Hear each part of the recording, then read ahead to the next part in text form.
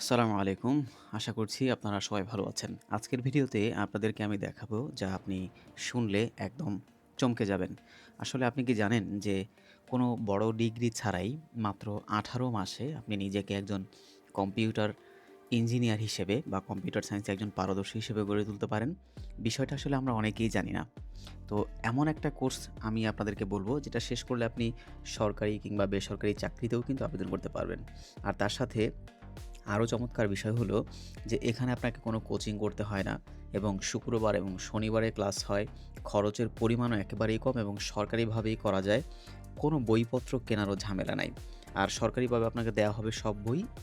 আর আরও মজার বিষয় হলো যে এখানে আপনার ভর্তির জন্য কোনো নির্দিষ্ট বয়স নাই। আপনি যেকোনো বয়সে কিন্তু ভর্তি হতে পারবেন। তো চলেন এত চমৎকার একটা কোর্স যেটা আপনাদেরকে আমি ১ম এই বলছি, এই কোর্সটা সম্পর্কে আপনাদেরকে জানিয়ে দেই। এই কোর্সটির নাম হচ্ছে diploma in computer science and application DCSA, যেটা আপনার স্ক্রিনে দেখতে পাচ্ছেন। এবং এটার পরে যারা স্পেশালি বিএসসি করতে চাচ্ছেন তাদের জন্যও কিন্তু এটা ১ম একটা ধাপ। তো চলেন শুরু করা যাক। তো এখানে ১ম এই দেখেন যে শিক্ষাবর্ষ ২০২৪ এবং ২৫। তো এই কোর্সটাতে ভর্তির জন্য মিনিমাম যেটা তারা চেয়েছে যোগ্যতা, সেটা হচ্ছে এসএসসি পরীক্ষায় ন্যূনতম জিপিএ 2.5 অথবা দ্বিতীয় শ্রেণী সহ উত্তীর্ণ। যেকোনো একটা। যদি আপনি পাস করে থাকেন, যদি আপনার জিপিএ না থাকে তাহলে সেক্ষেত্রে আপনি দ্বিতীয় শ্রেণীতে উত্তীর্ণ হলেও কিন্তু আপনি এই কোর্সে ভর্তি হতে পারবেন। এছাড়া উচ্চতর ডিগ্রিধারী যারা আছেন তারাও আবেদন করতে পারবেন। অর্থাৎ আপনি অন্য কোনো কোর্সে মাস্টার্স করেছেন, অনার্স করেছেন কিংবা ইন্টারমিডিয়েট পাস করেছেন, আপনারাও চাইলে ভর্তি হতে পারবেন। জাস্ট আপনার এসএসসি বা সমমানের পরীক্ষায় জিপিএ মিনিমাম 2.5 থাকলেই কিন্তু এটার জন্য ভর্তির জন্য আপনি অ্যাপ্লিকেবল। সাবসের যেই তাদের লিঙ্ক আছে সেই লিঙ্কে ক্লিক করে ভর্তিটা সম্পন্ন করতে হবে শুধুমাত্র অনলাইনে। আর আবেদন ফি মাত্র ৳১০০। আবেদনের তারিখ এখানে দেয়া আছে, এটা আপনারা দেখে নিবেন এবং আসন সংখ্যা হচ্ছে ৬০ টি। প্রয়োজনীয় কাগজপত্র লাগবে হচ্ছে যে আপনি অ্যাপ্লিকেশন করবেন, সেই অ্যাপ্লিকেশনের কপিটা প্রিন্ট করবেন। সদ্য তোলা পাসপোর্ট সাইজের ছবি লাগবে আপনার ২ কপি। জাতীয় পরিচয়পত্র অথবা অনলাইন জন্ম নিবন্ধন সনদের যে কপি আছে সেটা লাগবে। আর সকল সনদপত্র ও নম্বরপত্রের ১ সেট ফটোকপি। ভর্তির সময় সকল সনদপত্র এবং নম্বরপত্রের মূল কপি অবশ্যই সাথে করে নিয়ে যাবেন। ভর্তি ও অন্যান্য ফি এখানে তারা ক্যালকুলেশন করে দিয়েছে যে আবেদন ফি সহ একেবারে পরীক্ষার ফি পর্যন্ত প্রত্যেকটি কোর্সের জন্য কত আপনার খরচ হবে। সবকিছু মিলিয়ে তারা এখানে একটা রাউন্ড ফিগার দিয়েছে যেটা ৳৫,৮৯০। এই টাকাটাই আপনাকে পে করতে হবে। এর বাইরে কিন্তু আপনার এক্সট্রা আর কোনো টাকা পেমেন্ট দেওয়ার প্রয়োজন নাই।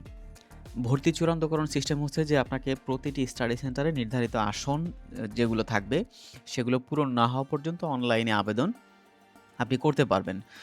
অনলাইনে আবেদন এবং ভর্তি ফি জমাদানের পরে যে কাগজগুলো এখানে বলা হয়েছে এই সমস্ত কাগজপত্রগুলো সবগুলো আপনারা সব জমা করবেন এবং ভর্তি কর্মকর্তা এই সমস্ত কাগজপত্রগুলো যাচাই বাছাই করে আপনার ভর্তি চূড়ান্ত করবে বা কার্যক্রমটা নিশ্চিত করবে। আপনার কোনো তথ্য যদি ভুল হয়, আপনি যে ইচ্ছাকৃতভাবে যদি কোনো তথ্য ভুল দেন বা আপনার অ্যাপ্লিকেশন করতে গিয়ে কোনো তথ্যের ভুল হয়, এটার দায়ভার কিন্তু আপনাকে নিজেকেই নিতে হবে এবং এটার জন্য কর্তৃপক্ষ দায়ী না। এবং কর্তৃপক্ষ চাইলে কিন্তু আপনার সেই আবেদনটা বাতিলও করতে পারে এবং কোনো কারণ দর্শানো ছাড়া। এখানে উল্লেখিত যে এই টিউটোরিয়াল ক্লাস শুরুর তারিখ যেটা দেওয়া হয়েছে যে ১০/৪/২০২৬ এবং শুক্রবার নির্ধারিত রুটিন অনুযায়ী কিন্তু এই ক্লাসগুলো হবে। স্টাডি সেন্টার সম্পর্কে আপনারা অনেকেই বলেন যে আসলে স্টাডি সেন্টার কোথায় হবে? এটা একটা সময় ছিল যে এটা ২ টা বা ৩ টা স্টাডি সেন্টার পাওয়া যেত। বাট এখন কিন্তু ৬ টা স্টাডি সেন্টার আমি দেখতে পাচ্ছি এখানে এই সার্কুলারে দেয়া আছে। Institute of science and technology যেটা IST Dhaka, institute of science and information technology IT Dhaka এবং সিইসি বিভাগ আন্তর্জাতিক ইসলামী বিশ্ববিদ্যালয়, এটা চট্টগ্রামে। Daffodil institute of information technology Chittagong, CSE বিভাগ, এটা বেগম রোকেয়া বিশ্ববিদ্যালয় রংপুর এবং সিলেট ইঞ্জিনিয়ারিং কলেজ সিলেট। এই ৬ টা স্টাডি সেন্টারে কিন্তু আপনারা অ্যাপ্লিকেশন করতে পারবেন। এই সবগুলো স্টাডি সেন্টারে আপনারা যখন ১ম ধাপে আপনার স্টাডি সেন্টার, আপনার আঞ্চলিক কেন্দ্র এগুলো সিলেক্ট করবেন, তখন আপনাকে এই তালিকা থেকে কিন্তু এই ৬ টা কলেজের বা এই ইউনিভার্সিটিগুলো আছে, এই ইউনিভার্সিটিগুলোর তালিকা আপনারা সেখানে দেখতে পাবেন। সেখানে যেটা আপনার নিকটস্থ হয় বা আপনার কাছাকাছি আপনার যাতায়াত সুবিধা যেটা হয়, আপনি সেটাতে অ্যাপ্লিকেশন করবেন। ভর্তি সংক্রান্ত যাবতীয় পরবর্তী যে তথ্যগুলো আপনার প্রয়োজন হবে, এই সবকিছুই কিন্তু আপনি অনলাইনের মাধ্যমে পরবর্তীতে জানতে পারবেন, যেটা বাওয়াবির ওয়েবসাইট আছে। সেই ওয়েবসাইট ভিজিট করবেন। আমি ডেসক্রিপশন বক্সে ববির ওয়েবসাইটের লিঙ্কটা দিয়ে রাখবো। এবং আপনারা যে পেমেন্ট করবেন অর্থাৎ এই উপরে যে টাকাটা দেয়া আছে, এই টাকাটার সাথে কিন্তু আপনার যে চার্জ আছে এক্সট্রা চার্জ অর্থাৎ বিকাশ কিংবা অন্য যেকোনো মাধ্যমে বা আপনার অনলাইন পেমেন্ট গেটওয়ের মাধ্যমে যে পেমেন্ট করবেন, সেই পেমেন্টের সাথে এক্সট্রা যে চার্জ যুক্ত হবে, সেই চার্জ কিন্তু আপনাকে নিজেকে বহন করতে হবে। একটা ভিডিওতে আমি দেখিয়েছি যে কিভাবে অ্যাপ্লিকেশন প্রসেসিংটা করতে হয়। ওই ভিডিওটা যদি আপনারা দেখেন, আপনার বাওয়াবিতে এসএসসি বলেন, এইচএসসি বলেন যেকোনো কোর্সের জন্য কিন্তু আপনারা খুব সহজে অনলাইনে অ্যাপ্লিকেশন করতে পারবেন। ঘরে বসে আপনি নিজের অ্যাপ্লিকেশন নিজেই করতে পারবেন অন্য কারো হেল্প ছাড়াই। এবং আমি ওখানে এমনভাবে দেখিয়েছি ওই ভিডিওতে যেখানে একটা ছবি আপনার নিজের ছবিটা আপনি কিভাবে সেখানে আপলোড করবেন, আপনার ডাটাগুলো কিভাবে আপলোড করবেন এবং কিভাবে প্রসেসিংটা শেষ করে আপনার টোটালি আপনি ফাইলটা জমা দিবেন, সবকিছু ওখানে বলা আছে। তারপরেও আমি আপনাদেরকে এখানে বলে দিচ্ছি যে অ্যাড্রেস বারে যাবেন, গিয়ে ওসাপস যেই লিঙ্ক আছে ওই লিঙ্কে ক্লিক করে অনলাইন যেই অ্যাপ্লাই নাও বাটন আছে সেই অ্যাপ্লাই নাও বাটনে ক্লিক করে আপনার পার্সোনাল ইনফরমেশনগুলো প্রথমে ধাপে ধাপে পূরণ করবেন। তারপরে আপনার ছবি এবং আপনার যে সিগনেচার আছে এটা আপনারা আপলোড করবেন। এরপর নেক্সট বাটনে যাবেন। নেক্সট বাটনে যাওয়ার পর সেখান থেকে আপনার ফিনিশ বাটন পর্যন্ত যাওয়ার আগে আরেকবার চেক করে নিবেন। গুরুত্বপূর্ণ বিষয় হচ্ছে ছবি এবং সিগনেচারটা আপনার আগে থেকেই তৈরি করে নিতে হবে। তো এটা কিভাবে করবেন সেটা আমি ডেসক্রিপশন বক্সে আমার আরেকটা ভিডিওর লিঙ্ক দিয়ে রাখবো। আপনারা ওই ভিডিওটা দেখলে খুব সহজে করতে পারবেন।